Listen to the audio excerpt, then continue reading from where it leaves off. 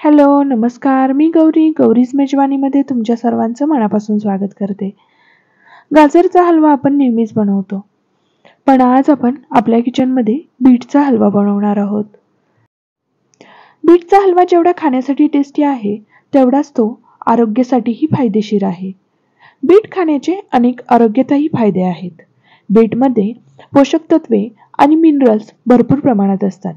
बीटमध्ये असलेले folic acid शरीराच्या विकासासाठी आणि आपल्या हृदयाच्या आरोग्यासाठी खूप महत्त्वाचे आहे. त्यामुळे हा हलवा खूप हेल्दी आहे. तर तुम्ही तुमच्या मुलांना आणि घरातल्या लोकांना हा हेल्दी असा हलवा तुम्ही बनवून देऊ शकता. चला तर मग आता वेळ न घालवता रेसिपीला सुरुवात करूया. इथं मी 2 बीट घेतले आहेत. तर हे 1.5 पाव बीट आहेत. तर बीटची पहिल्यांदा आपल्याला साल काढून घ्यायची आहे.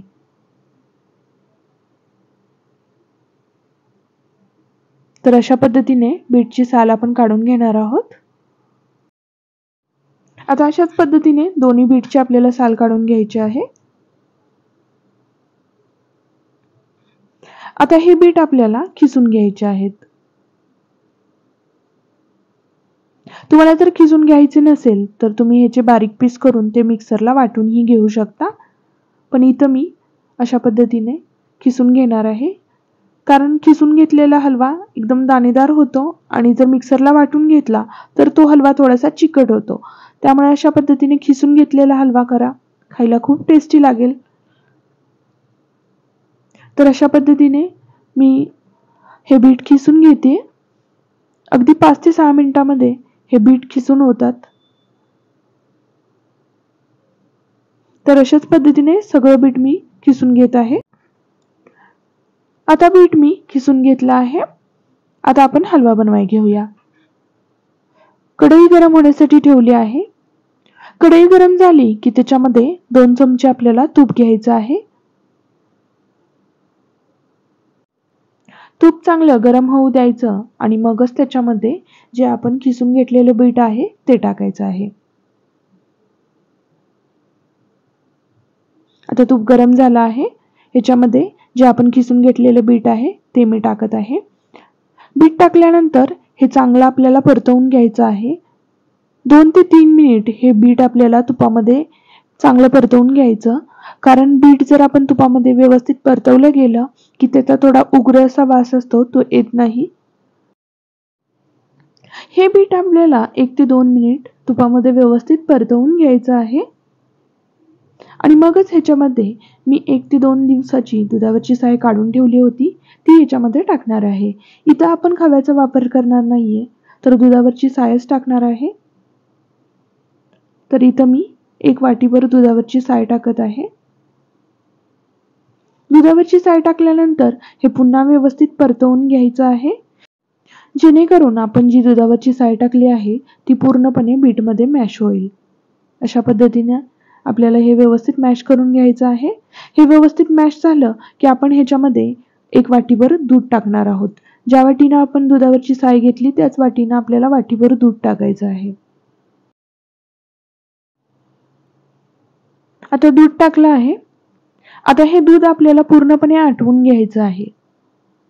दूध टाकल्यानंतर 4 ते 5 मिनिट हे दूध आटण्यासाठी लागतो.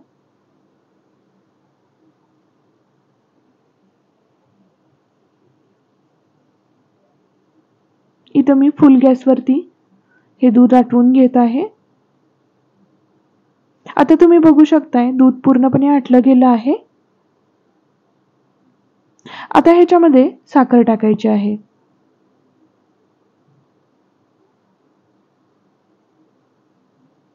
इथं मी 1 वाटीभर मी इथं साखर टाकली आहे. हलव्याचा गोडवा तुम्ही तुमच्या इच्छेनुसार कमी किंवा जास्त करू शकता. साखर टाकल्यानंतर पुन्हा ह्या हलव्याला पाणी सुटतं. त्यामुळे गॅस फुल करून अगदी 2 ते 3 मिनिटात हे आपल्याला पाणी आटवून घ्यायचं आहे.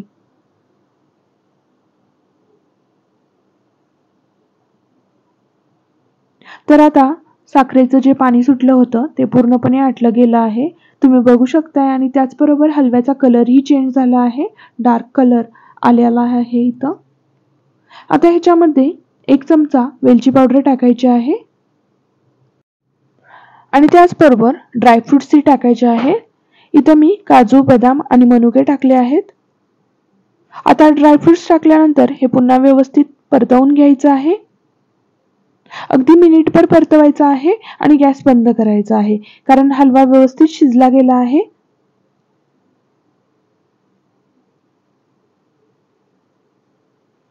आता हलवा मी प्लेटमध्ये काढून घेते. हा हलवा बनवण्यासाठी टोटल मला 20 मिनिटं लागला. तर तुम्ही बघू शकताय किती छान हलवा झाला आहे. तेवढाच खायला टेस्टीही झाला होता. आमच्या घरातल्या सर्वांनी खूप आवडीनं हा हलवा खाल्ला. तुम्हीही ही रेसिपी नक्की ट्राय करून बघा. आजची रेसिपी कशी वाटली हे कमेंट करून मला नक्की सांगा. व्हिडिओ आवडल्यास व्हिडिओला लाईक आणि आपल्या चॅनलवरती नवीन असाल तर प्लीज सबस्क्राईब करा, म्हणजे अशीच नवनवीन व्हिडिओ मी तुमच्यासाठी घेऊन येईन. भेटूया पुढच्या व्हिडिओमध्ये अशीच एक छानशी रेसिपी घेऊन. तोपर्यंत बाय.